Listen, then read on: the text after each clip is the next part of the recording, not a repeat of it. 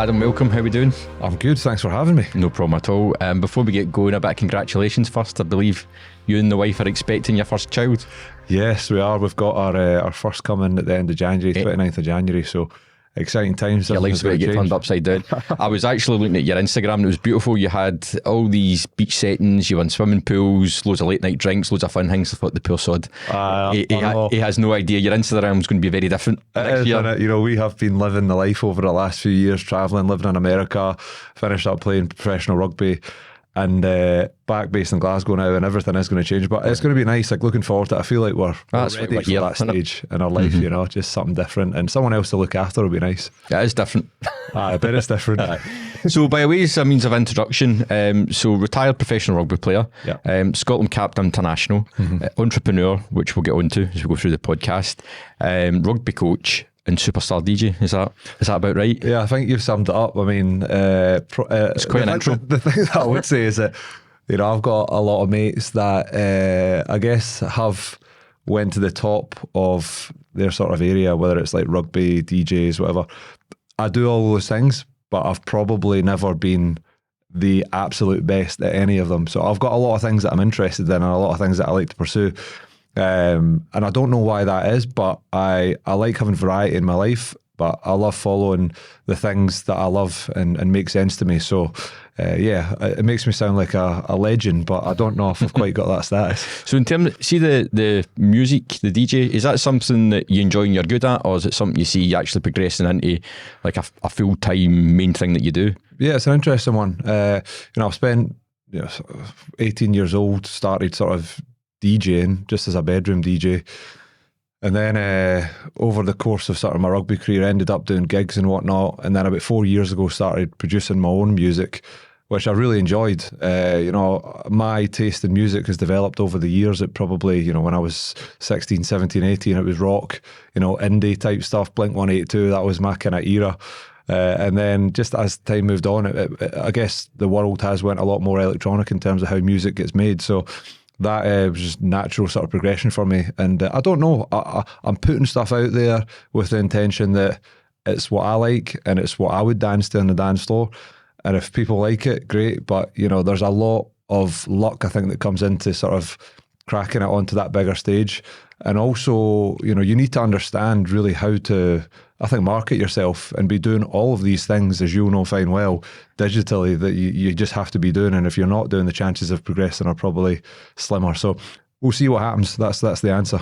Yeah, you're doing it the right way. You're doing it because you enjoy it, no pressure on yourself, and see what happens. Yeah. Do you think you're scratching an itch a wee bit in terms of playing in rugby stadiums full of people, the pressure, the limelight, I guess, on you? And then yeah, that's a good question. You know, when you're up there playing in front of you know, however many people, my biggest crowd so far today is, I think, been about 10,000 people. You're performing, you know, the pressure's on you. You know, if you hit the wrong thing or, you know, don't get the beat matched properly, you know, the people will hear it, and ultimately that's your reputation's on the line. So it's a similar sort of thing to performance. You could probably compare it to an individual sport rather than a team sport. And a team sport, in my position, I probably felt as if I had a little bit more leeway in terms of the pressure wasn't all on me. I was part of a cog that was, you know, ticking, and it took many pieces to make that happen. So it is slightly different, but I do enjoy it. You know, always before I'm playing gigs and whatnot, you do get a bit nervous. Obviously you can play to different crowds and whatnot, but certainly in the club setting where people are coming to listen to a specific type of music, and generally those people are people who like DJing or like that kind of scene. So the expectations are there, and, you know, you're expected to be able to do a job. So it's an interesting dynamic. I've got a couple of mates like that who, when they were listening to music, they were always talking about, oh, you missed this or he did that, and I was like, what? I did I could barely see. So into rugby. In the west coast of Scotland, there's a perception that if you were any good at rugby, you must have went to private school, but that wasn't the journey you took, was it? No, it wasn't. I was I guess just a regular kid from a regular family. You know, parents did okay, but, you know, were by no means rich. Went to Alva Academy from a high school. You know, very just a run of the mill school in a small village. But yeah, I guess rugby is generally seen as a sport that is a bit more educated. Tends to be private school kids that push on and whatnot. But unless you're from Wales and everyone plays it. Down in the valleys in Wales, where they probably don't even have private schools down there.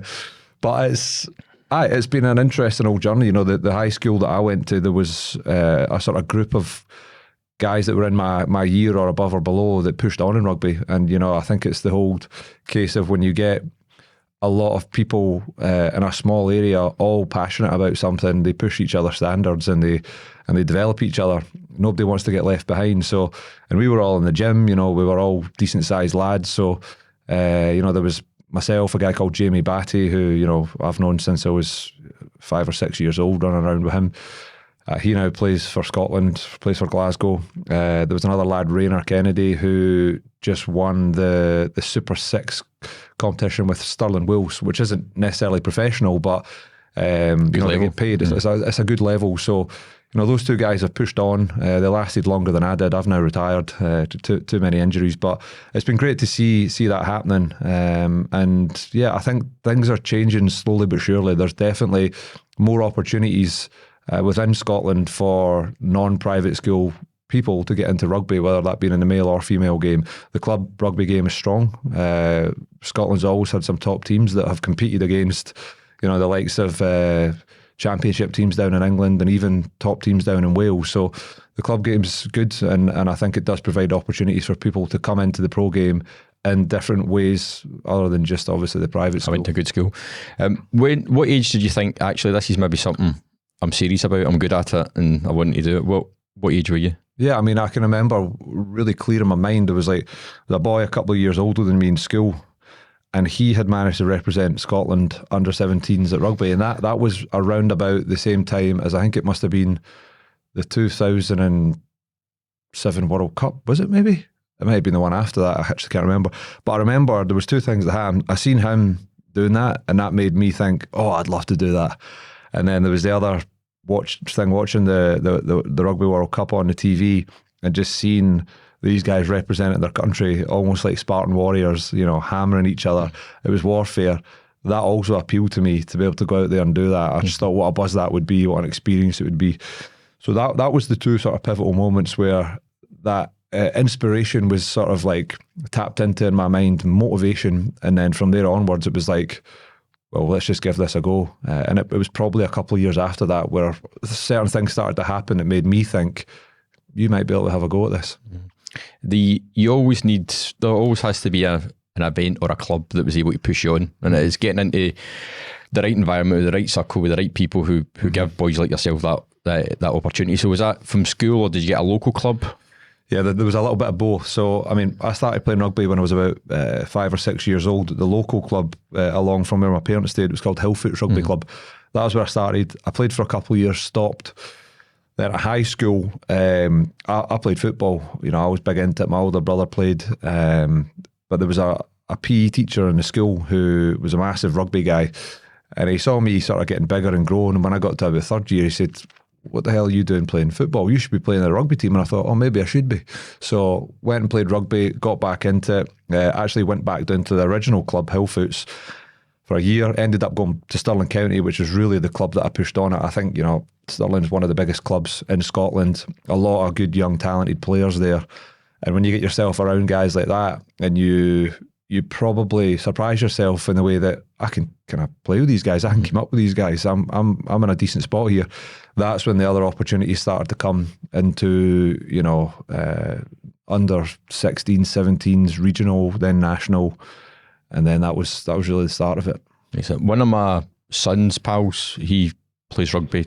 Shout out to Matthew's 13, and I told him I was coming on to speak to you, and he had a couple of questions. Well, he was it was a really good question actually. He was saying, ask him if was he ever not part of the starting 15 when he was growing up? Oh yes. Aye. Oh yes. Like, honestly, man. And has said there's a perception that I'm on the bench, so what am I doing wrong? Or? No, honestly, man, this is one of the things that I've sort of come up against in my whole career, and I've actually said this to people before.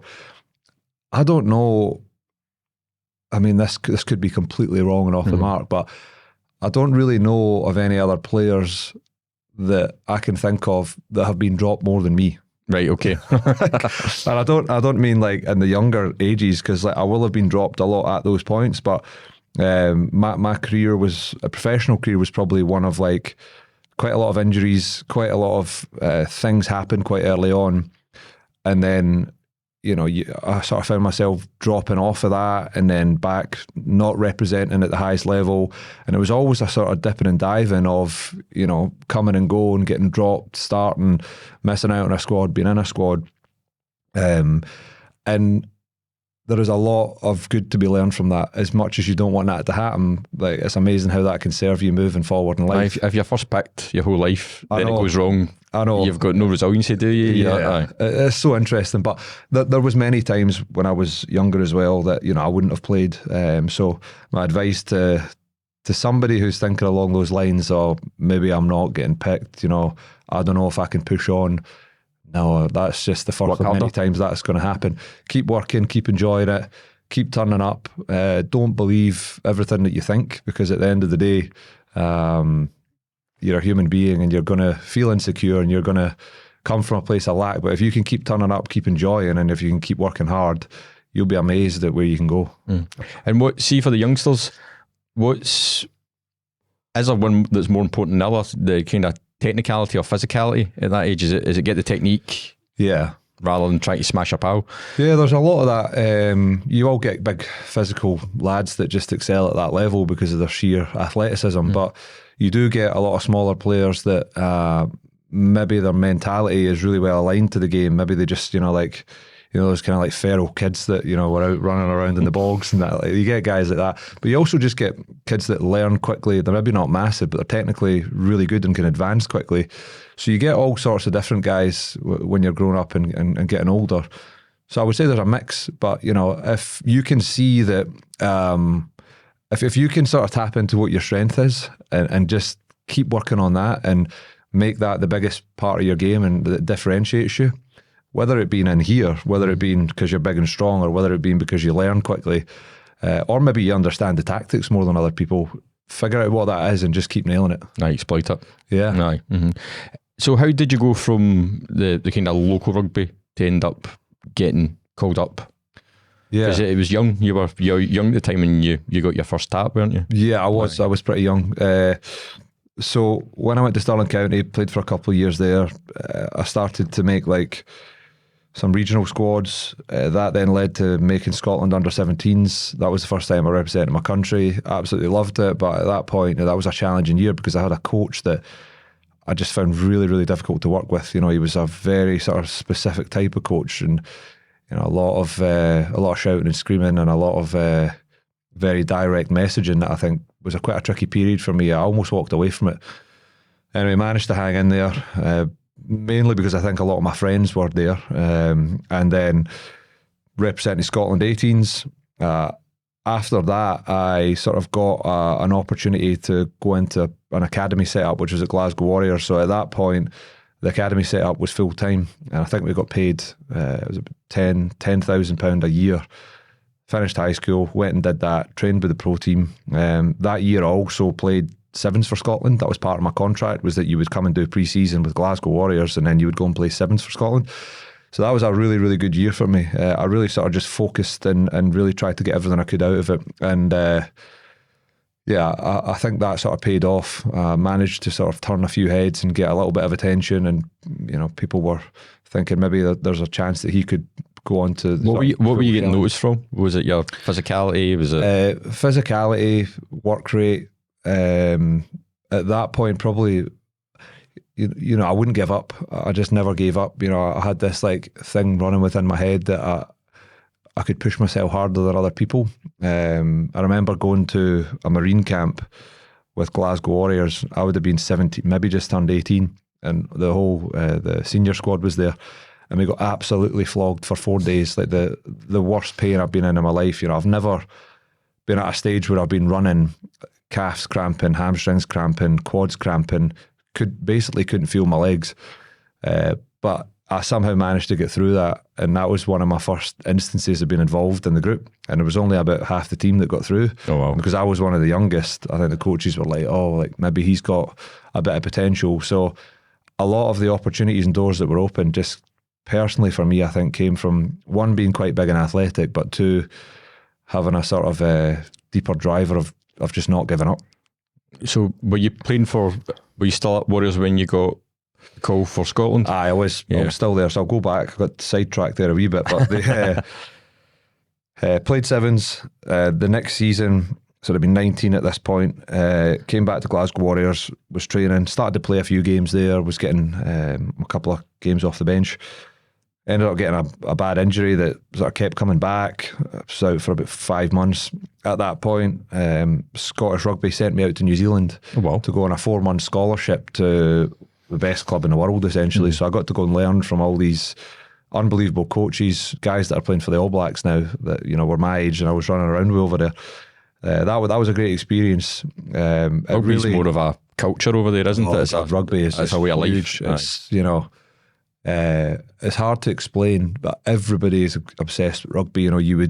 I was playing for a club team out there, and I would speak to somebody in a bar after a game, and it was like the same reaction that you would get here for playing pro. And it was just club rugby. So that gave me a little bit of confidence, because I sort of started to realise that I'm mixing with some of these guys that are the top players in New Zealand, and I'm holding my own. I'm not necessarily the best player here, but I'm able to sort of keep going. So I went back to, before I went back to Scotland, this is when I got my first cap. I was playing club rugby in New Zealand. Scotland were touring America, Canada, Argentina. Then they went to South Africa for the last game. And I had been playing club rugby in New Zealand. There was a load of injuries in the squad. I got a phone call, can you come out? We're needing some cover. So I flew out to South Africa, met up with the Scotland squad, and there was a new coach who had just come in, and he had been keeping an eye on how things were going for me out there. So I ended up starting against Springboks that week for Scotland, and I'd been playing club rugby in New Zealand, which is it's incomparable. Aye. It's like going from playing boys football to playing for Rangers. Like it's just, and somehow it managed to go okay for me. Like, although the scoreline was something like 50 points to 7 or something like that, I actually had managed to have a decent game. And I think again, through that 2 or 3 year period, there just seemed to be like, although I was injured quite a lot, whenever I got the opportunity to play, I was able to sort of go from strength to strength. And I don't know why that was. I think it was really probably because I was just so passionate about what I was doing and loved it. That's quite a step. So you're going from, as you say, club rugby, off the plane, and international squad. Yeah. And see, when you walk into the dressing room like that, you must be absolutely shitting yourself. Oh, I was absolutely shitting myself, honestly. Like, full house stadium, 50,000 people, sold out, probably 5 Scotland fans there. The rest were South African. It was an unbelievable experience. I was scared, on borderline in tears on the way to the game. Not because I was scared, more because I was just emotional. Like it was like everything I wanted to do up to that point was that 5, 6, 7 years in the making. So it was an unbelievable experience, and there was a mixture of fear, excitement, just that emotion in general. And I remember coming off the field after the game, and I knew in my head that it had went okay for me, albeit the score was atrocious, and just feeling a sense of relief because of the amount of stress that you go through in the build up to getting your first game for Scotland. And how were the kind of older pros? Were a young boy coming in? Did they help? Did they do nothing? Did they make your life harder? But both. They'll help you out, and when it comes to all the sort of tactical, technical stuff in the field, help you out, but you get a bit of a hard time in the background as being the youngest guy there, and they'll try and initiate you in some ways, whether that being making you sing at the front of the bus or after the game sinking a load of beers. But it's a good environment. We had a mix of all sorts of different people. I think by that stage of the tour there was a lot of injuries and a mixed squad, so I was around some good people, and I was hungry for the opportunity, so it just thankfully it went okay for me, and that then sort of led to other opportunities. Excellent. And the overall, I've always wondered at these elite levels, so you're up against it, you go in at half time, you go into that dressing room, we're watching the telly, all you see is the door shuts. Mm-hmm. I mean, what's the dynamic like? in those situations? It depends how the game's going. If you're getting beat and you've not fronted up and as a collective group went out and done what you've said you wanted to do, normally the coach is going to be angry, and most of the time we'll try and send a message. That can be done in different ways. I've been in changing rooms where people have been singled out, and it's brutal, quite intense, and people are copping all sorts of abuse. But do players have a go at each other, or is it for the coach? Not usually. You would see players having a go at each other. There are players out there that have reputations of going at other players in the team. I was quite fortunate. I never really had anybody like that I played with, but you do hear about it. Occasionally things would get a little bit heated, but it was never to the point of blame and destruction. It was just quite constructive a lot of the time. Yes, on occasion a coach would do that, completely lose it with somebody and isolate them in front of the whole team and go through them. That happened, but fortunately it didn't happen between the players. I think it's really important for the people on the field to stay together. As much as it gets difficult and tough conversations are had, when it becomes to the point of like blaming and pointing the finger and really going at somebody, I just don't think that's helpful in the slightest. And it's probably not helpful from a coach either, unless you're 16 years old and you need it. You maybe need it, at that certain point in your life. But I think when you're dealing with adults, I generally think that way of dealing with things never really gets a good response. Can you hide on a professional rugby field? You can try, but I mean, once you get to a certain level, you'll get found out. When you look at kids rugby, even 16s, 18s, loads of kids are hiding. I see ones you don't fancy it today, and see all over the place. And I've been that guy before. Maybe I was nursing an injury or something, and didn't fancy tackling on my right shoulder. But once you get to a certain level, it's just clear as day when you are doing that. You have to be all in. You have to commit. Even if you are carrying an injury, you still have to commit. So you don't generally see that in the professional game, or even like men's games above a certain level. You're all in or you're out, because if you're not all in, you just won't get an opportunity again. And did you guys have all the tech at the time in terms of the trackers and your jerseys at the back to see how much distance you were doing? Because that doesn't really leave a lot of room to hide either, does it? You can't, somebody shows you a pie chart that you didn't run. That's the worst bit. That probably came in when I was halfway through my career, so got to like 23, 24, and sports science sort of evolved, and you had all these GPS trackers and all these data sheets getting sent out after training and after games. And it was probably something that I battled with, to be honest, towards the end of my career, because I was never particularly fast or powerful. I'd say I was quite powerful, but compared to some of the athletes that I was coming up against at the end of my career, after getting sort of injuries, you start declining athletically. You would constantly be getting messages off the strength conditioning coach, the trainer, the coach, like, why your number's not high enough, like the other back rowers are in this position, you're down here. And I mean, for me, a lot of it was never an effort thing for me. Like, maybe there was a couple of occasions where I maybe wasn't conscious of the fact that I had to work harder. But for me, I felt like it was just a lack of fast twitch fibers a lot of the time, because like, at the end of the day, some people can move fast and some people can't. I just wasn't the type of player that could have hit the numbers that was being asked of. So it gets quite complicated at that point. All you can really say is I'll try harder, I'll try and hit the numbers. Because I was reading online, it was saying that they actually time how long it takes you to get up off the deck. So there's actually nowhere to hide. So they're saying it took you 3 seconds to get up, you should be up in 2.5. And they have those stats.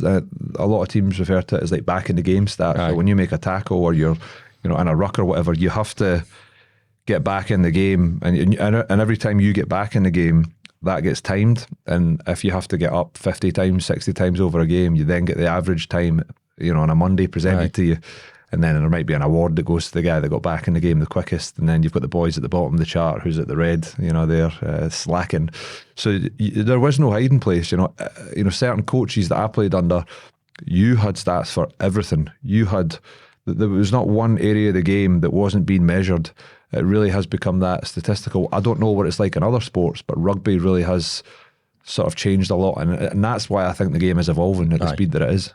Did you have any moments where you made an absolute howler in the professional? Aye. one instance that sticks out, traumatised by it. It was when I was 18, was playing sevens for Scotland at the time, and we were sort of 3 or 4 tournaments into the season. You travel around the world, Dubai, South Africa, Cape Town, we were in Hong Kong, and I had been playing quite well, so I'd sort of pushed myself into the starting spot in the team, and we played Fiji first up, who are one of the best sevens teams in the world, and we were first game of the tournament, so the crowd is absolutely pumping. It's just chaos, and we kicked the ball off, we chase, we kick to them, and I go to try and tackle this boy that catches the ball, and he just rolls me. I go to tackle him, I do a backward roll. Like, honestly, it was like an acrobatic backwards roll, flip back up onto my feet, and the crowd were just like, ooh. And then after that, I ended up on the wing, and the Fijian player got the ball. He kicked it over my head. I ran back to try and get the ball, tried to pick it up. As I went to pick it up, the ball bounced the other way. He picked it up and scored under the posts. And then a few minutes later, the thing that happened first of all, where I got rolled off a ball, that happened again. So this was all within about 3 or 4 minutes. Oh, wow. Right. And I'm just like, I'm like a deer in the headlights. I don't know what's going on. And I ended up getting pulled off at half time, and that was the last I played that tournament. So for the whole tournament? That was the kind of level that we were at. The coach just, obviously a couple of bad things happened, and then at that age, as an 18-year-old, that you don't really know how to deal with it. You kind of go into this state of shock. So that was it. That was me done for the tournament. I was going to say, I'd imagine a rugby field can be a lonely place when stuff like that's happening with you, because you feel very exposed. You're sitting there out there with these monsters round about you. Yeah. No confidence in yourself. And yeah, you are. And that's the thing. Like, these, in sevens more so than 15s, because obviously there's much more space in the field, and you need to be a faster, fitter athlete to play that game. Again, I don't think I was suited to playing sevens in order for me to play it. And I think the reason it happened was that the first 3 tournaments of the season were all back to back, and then we had about 4 weeks off. I ended up going back to 15s rugby, and then when the next tournament started, I came back into the sevens program. But at this point, this was back 12 years ago, I was training for 15s but playing sevens. Like, that's just like madness, because it's a completely different game. And I think that's what happened before I went to Hong Kong, was that I had basically been training my body in a way that was completely different to what it needed. And when I went out there on the field, I wasn't able to contribute in the way that I wanted to. But a lot of it was because I had been doing something completely different. So I didn't realise that until a few years later, when I had got myself into a professional environment and I started to understand how it worked. But you can't be expecting to go out there on a world stage and compete at that level if you haven't done the work. But that was just due to the sort of systematic way the programme was run. So you only learn in hindsight. Do you not think with the coach is a wee bit unfair for a boy of 18 to, so you had a mare, right? Mm-hmm. Then you got huckled out the game, not to give you another shot in that tournament, because that can last. Yeah. You'd have liked a redemption shot, wouldn't you? It was a dark moment. Mm-hmm. I didn't really know how to react to it. Just felt embarrassed. Felt like I'd, messed it up completely. Do the coaches talk to you in that point? Is there any dialogue about the rest of the tournament? Or? No, at that point, there was that day and then the next day, and I never got any conversations from the coach. I think when I got back or went on to the next, I think we went to Japan the next week, I ended up playing a wee bit, but he was, it took him a week to basically get round to me. But that was tough. That was a real sort of learning point for me. And I never wanted to go back to that. Mm-hmm. That was for sure. Aye. And other regrets in your professional career, is there things that you look back on and you would change? Just you're sitting here now. Probably not. Like, my biggest frustration through my whole career was sort of dealing with my body and the fact that it got hurt quite a lot. Mm-hmm. But so what injuries you had? I've had loads. I mean, reconstruction on this shoulder. If we work down the way, actual start of the neck. I had a bad bulging disc in my neck. That was early on in my career, and that was the biggest, pain, to be honest, in my whole career, because it never ever got back to above 80%. Right, okay. And then I ended up finishing up because I re-injured that. Then shoulder, bicep tendon, hip, ankle 3 times, big toe once, And then obviously you've got like calves, hamstrings, and all the muscular stuff. But that was all the sort of surgeries that I had got.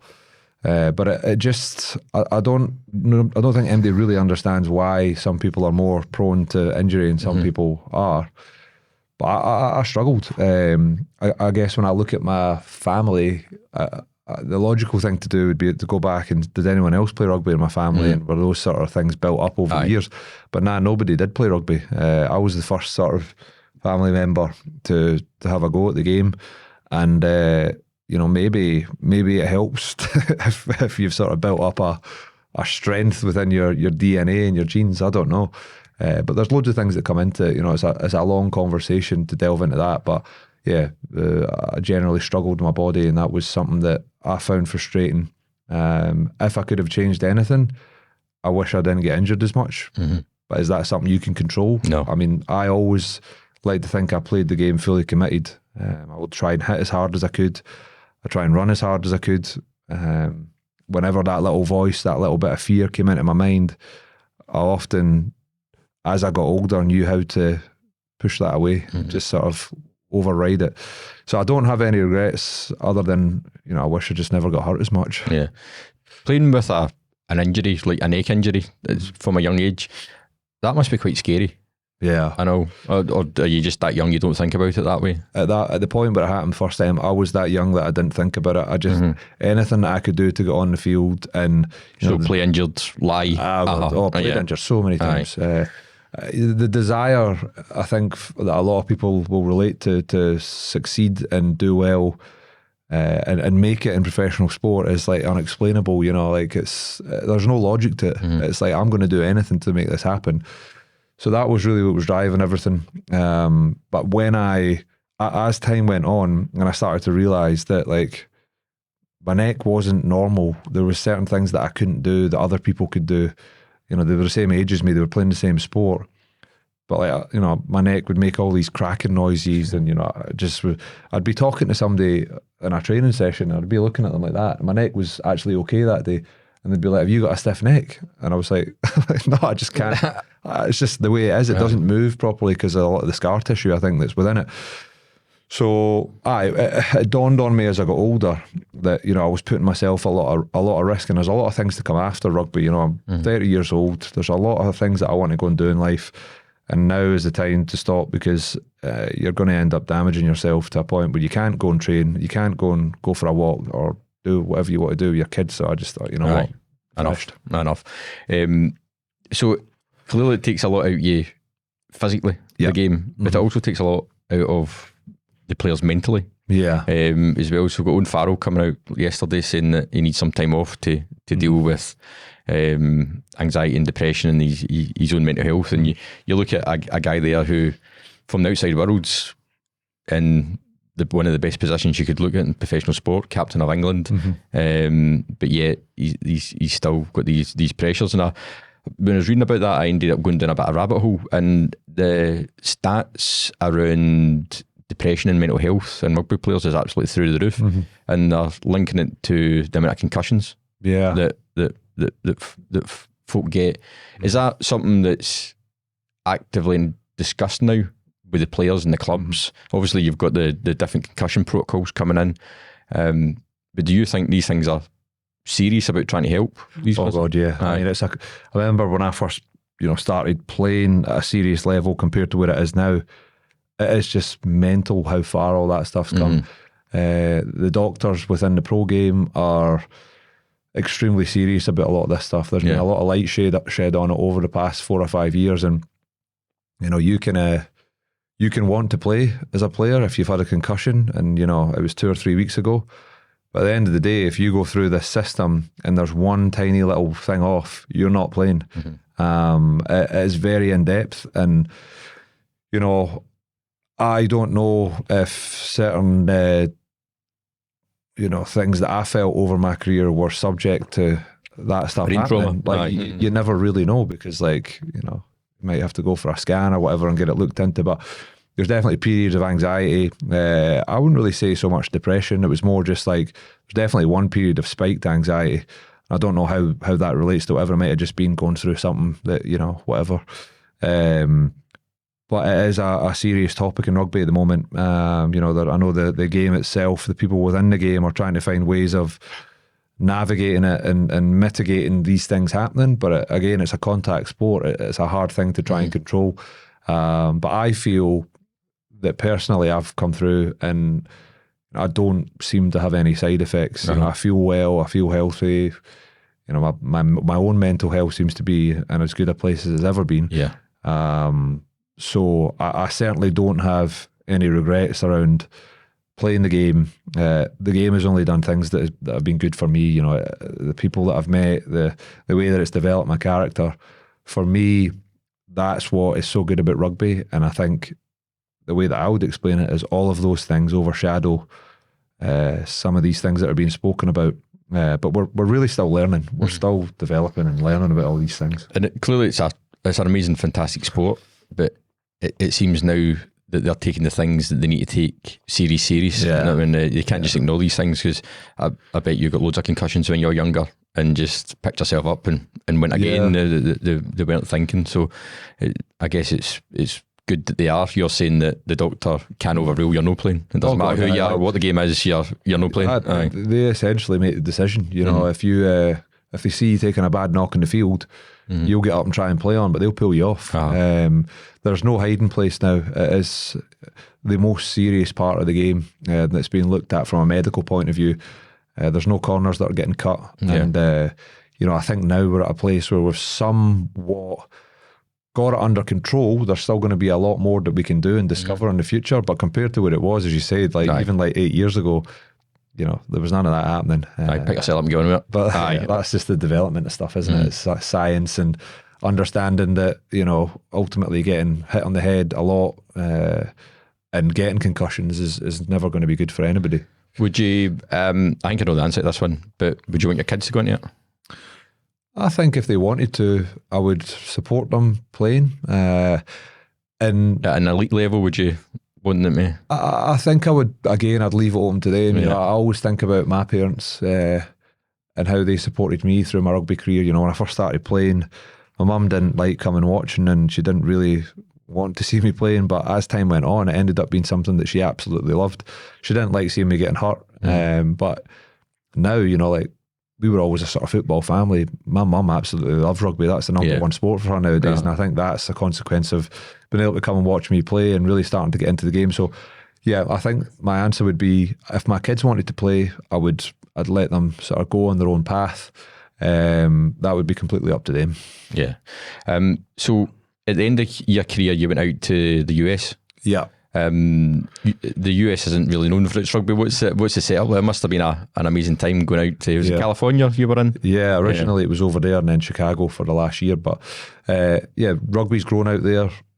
Major League Rugby, which is the tournament, that's now, I think, 6 years into its growth. Completely different to here. The standard's not quite what it is at Glasgow Warriors, but it's a physical league. There's a lot of really good athletes. Is it mainly foreigners rather than US folk? 50-50. Right. The league structured in a way where X amount of the teams need to be made up of US-based players. So, you can bring in foreign players, but there's also an amount of money, a max amount of money that you can spend on those guys. So it's really hard to sort of bring the big players in. You can bring good players in, but once you get to those world class levels, it's hard to get guys over there. But it's a great tournament. You get to travel around all the major cities in the US. I was in California, Los Angeles, which was amazing because, one, the weather. We were living by the beach, unbelievable city to sort of get out and have a lot of fun in. I definitely see that as being like a highlight of my career. Spent 2 years in LA, and then the sort of second year was when that recurring neck injury happened. So I ended up calling it a day, and the team that I was playing at sort of got disbanded due to certain rules that were broken. Probably don't need to go into that too much, but I ended up coming back for a wee bit after that and then going back out to coach at Chicago, which was a really cool experience. But I would recommend the way that the league in the US is heading. When players get to the point where they maybe feel there's 2 or 3 years left to go, get yourself out there, because America's a fun place. There's a lot of stuff going on out there that, I maybe wouldn't want to live out there long term, but if you can go and get a couple of years out of it, what an experience. So much fun. So your final, was it a final injury or was it a death by 1,000 paper cuts? Was there one big injury you thought, no, that's me? Yeah. Or was it just a slow realisation of, I'm done? A little bit of both. I had said to myself at a certain point, if I ever injured my neck again to the extent that I did, now that was maybe like 2 or 3 years ago. It wasn't when I first injured my neck. But there was that, and then also I kept cutting my head open. I kept like getting these like massive cuts on my head, and I had you'll see like that. There's one like runs up this way, loads in my eye, and there's a couple on top of my head. Like I'm talking like cuts like that size. It was just ridiculous. So I had 3 or 4 of those, and I said if I get another one like that, I'm just going to hang my boots up. I'm not doing it anymore. I'm just getting sick of it. So do you think that was something to do with how you were tackling at the time or something? Was just unlucky. It was pretty much the way that I committed myself to the cause. Like, you know, I maybe wasn't the most technical player, but whatever I had to do to bring someone down or drive someone back, I would do it. That was just the way that I approached things, and it helped me, but it hindered me towards the end because it was just, you know, getting hurt after getting hurt. But I essentially, in one game, this was my last game that I played, came off the bench, I ran with the ball, put my head down low, and I ran straight into somebody's quad and just compressed my neck really badly, which and I've done this thousands of times before, but just this one time I ran straight into this, like the kind of centre of this guy's leg whilst it was planted in the ground, and I just compressed my neck. As I did that, I think I got a little bit of a concussion, and I knew instantly that my neck, something was wrong with it, because, you know, I just had this searing pain shooting down in my neck and my arms felt weak. I kept playing, got back up, and then this was maybe like 3 minutes later, I was chasing a kick. Their guy caught the ball at the back. He ran it back, and I went in to tackle a boy. I elbowed me right in the head, and I had this like huge cut.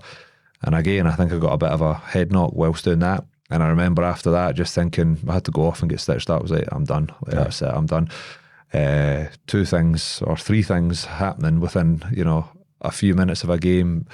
I just was like, that'll do me. Right. I'm pretty certain at that point that I'm finishing up. I let my body sort of heal up. The cut healed. The neck took about 4 or 5 months to get back to a point where it was like manageable. But I just knew, I was like, it's time to finish. No, sounds sensible. How are you now? I'm good. I go to the gym every day. I train. I lift weights. I'm struggling to get into the running. You know, like I think. Have you ever been a runner? Nah. I mean, in rugby, in a game, you're running 5K. Because you need. Yeah, and then throughout the week, you're covering somewhere like actual running meters between maybe like 10 and 15K. Now, like, that's obviously different running to what you would do if you're going to go out on the road. Like, I mean, I've tried to build myself back into running because I actually think I would really enjoy it. And whenever I do it and manage to get through it, I do enjoy it. But I've not been able to sort of get on top of, one, my neck, because it's just a constant hard hitting of the ground through the spine, and then also my calves. My calves seem to like be unmanageable in terms of like they just pop after a certain amount. So, and I've tried to build up slowly and increase my load, but I still find it difficult. Well, that's the thing. Sitting on the bike, the old neck doesn't like that because you're kind of over in that hunch position. So at the moment, my training consists of just weights. I do a lot of sauna, I do a lot of cold plunge, but I still love getting up and getting at it and sort of having goals and pushing towards them. But I'm, you know, fingers crossed in a bit of time I can sort of get back into my running, and I would love to be able to do it. I just don't know if I'll be able to. And do you see coaching? You said you did some coaching in the US. Is that a path that you're looking to explore over here? Yeah, potentially. I think the thing that I learned from coaching, you know, I went from playing professionally essentially straight into coaching professionally, which is quite unheard of. Normally you have to go down a wee bit, build some experience, but I got a good opportunity. I went out there and, you know, the thing with it was I found it quite restricting. You know, as a coach, you have to be leading a certain group of people and you can't deviate from that, you know, and quite often you have to almost take a bit of a stoic stance. And my character is, you know, I am interested in things of philosophy and mindset, but I'm also just normal. Like, I like having a laugh, having a joke, and, you know, I'm quite creative in the sense that on social media, I'll be quite active. I like to make things and that. And I've obviously had all these other things going on outside my career, whether it's been entrepreneurial, business, music, whatever it is. And I just found that I wasn't really able to pursue those without people looking at me. You're a wee bit judgy. Aye. Almost like, why is he doing that when he should be fully committed to this? And it was never a case of that for me. It was I was fully committed to my job, but I wasn't willing to let my job restrict me from pursuing passions and things that are meaningful to me. So I didn't really like that, and I don't know if it was serving me that well. So I did 6 months of coaching, and it was good. I learned a lot, but I just think it was probably the right thing to come back. And I know that in the organisation I was in, there was probably people that were kind of frowning at me for doing these things, and it was just time for me to sort of head back. And the baby's going to be coming, and we wanted to have that back here. So I'm now pursuing different things and finding that enjoyable and being able to do that in quite a relaxed manner. And did you see, when it's a short career, and yours was shorter than most as well? Yeah. Did you prep for that, or did you wait towards the end of it and think, right, what am I going to do next? Or all the way through it, were you thinking about what's next and I'm going to be involved in other stuff? Because you hear some guys getting to the end of whatever professional sport it is, and they've got nothing to fall back on. Yeah, it's an interesting topic. For me, I had a business that I set up in 2017 whilst playing rugby, a health supplement business, and was really sort of highly involved in that over the sort of next 2 or 3 years.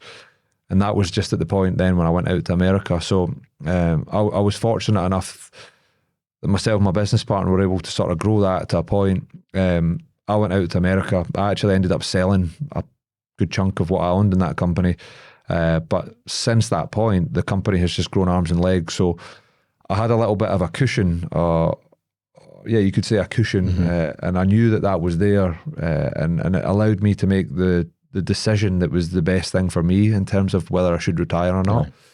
So that was nice to have that. And I think like it's probably quite unnormal that a player would have done something like that in their career. But, you know, I think as much as it was a hindrance throughout my career that, you know, people were maybe looking at me and saying, oh, like he's doing this and that, and, you know, what's going on. It served me well when it came to the time where I finished up. So that was really good. And had also met, the biggest thing for me in my career was the people that you meet, because again, we spoke about it earlier, the rugby community is quite educated, and there's often a lot of commercial partnerships within the teams that you play at that, you know, you can go out and meet business owners, you can go out and meet people that are doing cool stuff. And it was always something that I tried to do. Every opportunity that I got to do that, I'd go and, you know, speak. Because people want to meet you, don't they? People want to meet you when you're in the limelight of being a professional athlete. A lot of people just love the sport and they want to have you as part of their life and be able to tell other people, oh, I know this guy. It's just, this seems to be the way that things go. So try to utilise all those opportunities. And then when it came to the end of my career, there was a few, when it came to the end of the coaching, there was a few things that I was able to sort of step into initially from a sort of more like investing point of view. I could see that there was opportunities in a few different companies. And one of those specifically has sort of led to me sort of working there. So to answer your question short, I did things. I didn't study things within my career. There was nothing that was like real formal or, you know, university.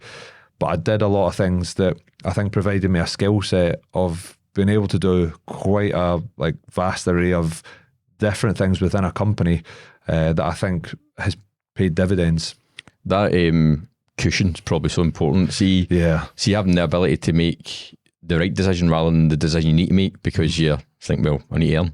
I know. I mean, it's massive that. A lot of people find themselves in that situation and they end up making decisions that are more about money than their own health. And I was just really fortunate. It's probably, as I say, uncommon for people to be in that position, but to be able to go out of the game on your own terms when you're ready is, I think, one of the most important things. And, you know, I speak about it quite a lot now for athletes. If they really want to prepare themselves as best as they can for that happening, because it'll come around quicker than you think, get out there and speak to people, try and learn a couple of really specific skills that every business or organisation needs. And by doing that, you put yourself in the best position to make sure that you can continue as smoothly as possibly and transition as best as you can. Is it anything you go back into to speak to younger players about? Or do they know when to hear it at that stage? No, I think they would be open to hearing it. I'm still in contact with loads of guys that are still in the game, guys that are my age. Some guys are older, but certainly it's something that I try and be quite vocal about on social media, because there's just a lot of stories where things don't go smoothly. I've been fortunate where my transition has been smooth, but you just have to try and share your experience with people, and hope that theirs can be like that too. There's a lot of, I just think there's a lot of like noise and mistruth around the whole transition out of pro sport. You go to different countries around the world and people will talk about it in different ways, but there's a few countries in particular that are specifically like really negative and fearful over transitioning out of rugby specifically. Yeah. And I just think that often makes people scared and makes people fearful of the transition. I think you learn things throughout your career just from being in a team of good people. You have to learn how to collaborate with people. If you're an arse, you're not going to last long. So there's so many things that even if you're not studying or developing other things, that you learn that businesses want. Turning up, being hungry, focusing, punctuality, working with others in a way that is healthy. The list goes on, but if you can understand and utilize that single thing in itself, you're going to be attractive to people. I think it's the wrong way to look at it, that it's scary. I always look at it like it's an opportunity. It's an opportunity to go and do something different. What is it you want to do? Go for it. And to be honest, a lot of the time when players get to the end of a 10, 12, 14-year career, they're absolutely ready for a change.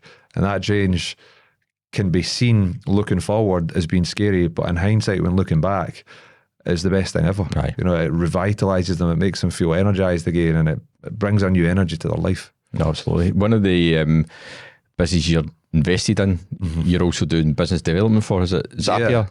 Yep, Zapity. So Zapity, sorry. It's sometimes tricky to I've corrected about 5 people in the last few weeks.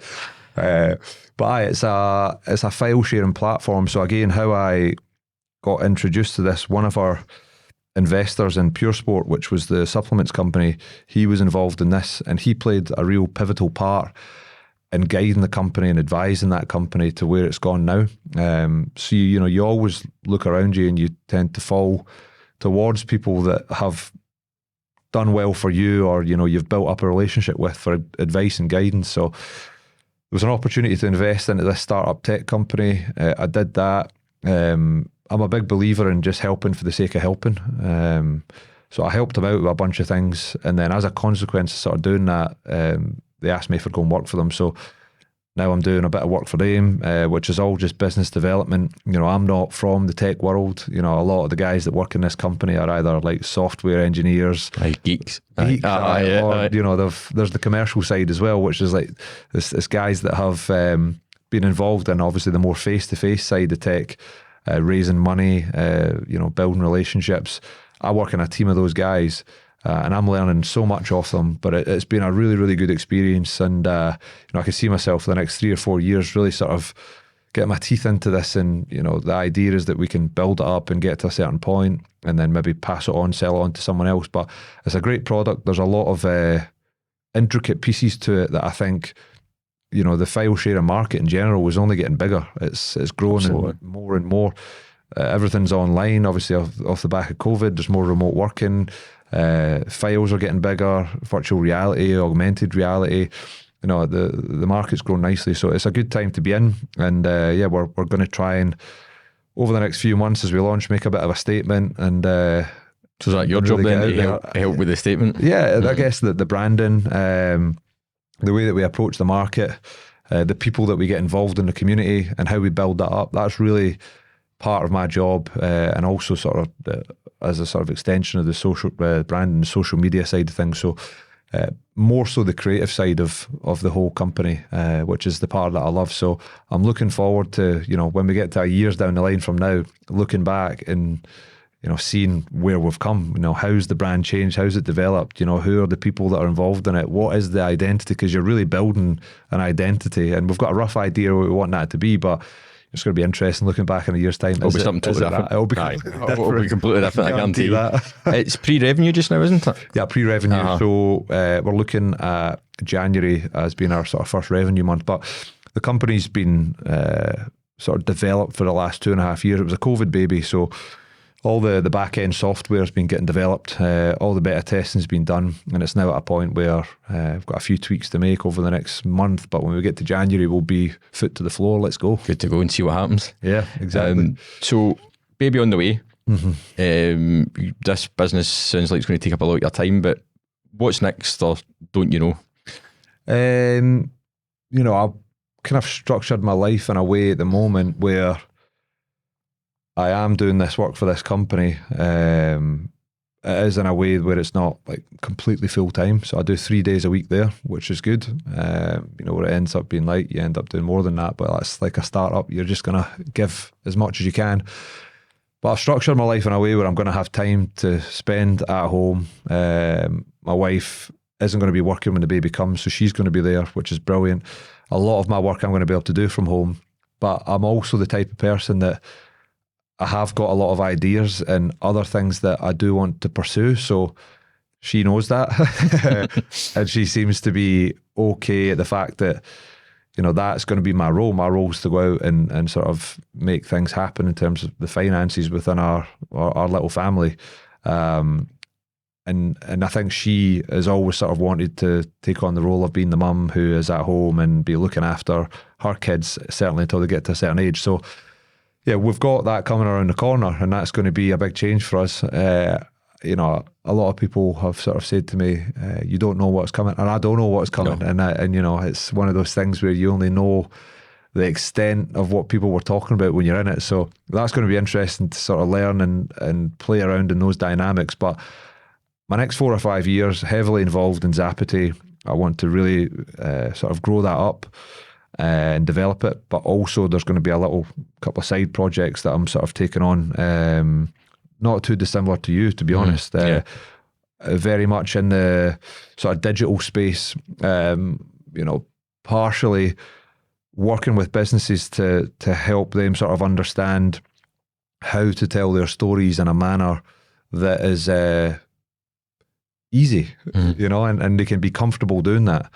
Because I think, the more the sort of social media develops, a lot of it is becoming about video and about authenticity and just, speaking your message out there into the world. So, myself and my friend, we've got a sort of little startup company just that is really just geared around allowing people to tell their story through video content, whether that being in a podcast studio, whether that being out on a construction site, but really pushing on with that, and it's certain doors are starting to open up already. So we'll see how that goes. But the way that my mind works is it's got 1,000 ideas a day. So pick one, put the foot down for a bit, and see how we go. Yeah, we were talking before we started this in terms of there's that much of the same old content out there just now the same old corporate crap getting regurgitated. 100% is an opportunity for somebody to say, how do we do this differently? How can I make your company absolutely stand out? Yeah. And you said about authenticity. People don't want to be sold to anymore. I mean, they want to make informed decisions based on information. If you try and sell to folk, you just actually physically repel them. No, so 100% there's opportunity aplenty. Oh, there is. And I think, people don't want to be sold to anymore, but everyone's looking for value. And, I think things have changed over the last 5 years maybe when it comes to social media. I think as a company, you really need to, understand your customer. If you can understand your customer, you know what to create to get to them. But then when you actually get to them, it's purely about creating value. If you can create value, whether you're selling a product or whatever, making a video, if you can give that person value, that seems to be the way that business is progressing, and how social media and companies are scaling themselves up organically. Because, when it comes to the digital side, everybody seems, when you look back to like 15, 12 years ago, Google Ads was only being exploited by a certain amount of companies, and the ones that sort of got in at that time before anyone else was, they went, but everybody's doing all this stuff now, all this stuff in the back end. So if you can figure out a way, I think, to grow your organic channels as best as you can, but also be doing all this other stuff, and talk completely authentically, I think that's when something really cool can be built. The organic channels are so important because you can waste a load of money advertising. A load of money. Aye. I know that from painful experience. So before we finish up, one last rugby question for you. One of the standard ones, if you could change any rule in rugby, what would it be? Good question. Man, if I'm being honest, I'd just get rid of scrums. Scrums are... As someone who's only ever watched rugby, and I love rugby, they confuse the bloody life out of me. Yeah. They almost seem pointless now. I know, and I think even, to be honest, people in the professional game playing get confused by them as well. There's so many intricacies. The rules are changing quite a lot. So how would you restart the game then? If you took out the scrum, what do you do? You could just tap the ball and go and play. But the thing is that, like, a lot of my mates are going to hate me for saying this because they play in the front row. The highest played positions quite often in the game nowadays are the front row because it is so technical, and at the end of the day, the scrum is a pivotal part of the game. If you can have a tight head prop and a hooker, a front row in general, who can win you a couple of penalties a game, that is so valuable. So it's probably quite a controversial thing to say, but I like rugby league purely because of the fact that the ball's in play a lot and it's exciting. And I think people nowadays want to watch something that's exciting and it's all in. Our attention spans are getting shorter. People don't want to have to sit and try and figure out what the rules are and what way is the ball going. So I think the more exciting we can make the game, the more eyes will get on it, and the more attention we can grab. Because I think some of the games in the World Cup, it seemed that the actual goal of the game was to get penalties rather than to score. Yeah, that's so tactical. Like teams are, South Africans especially, exploiting every tiny little area of the game that they can to make sure that the referee, the scrum is the best in the world. So they are they're big men, they're strong, and they're very technical around how they approach and strategize certain areas of the game. So they're probably the best in the world at the moment, and I think that's again why they're champions. No, awesome. So looking forward to see what comes next for you. You've got a busy year ahead with you with new baby on the way. You've got this business. It's been an absolute pleasure to speak to you, so I look forward to see what you do. Appreciate it, Danny. Thanks for having me.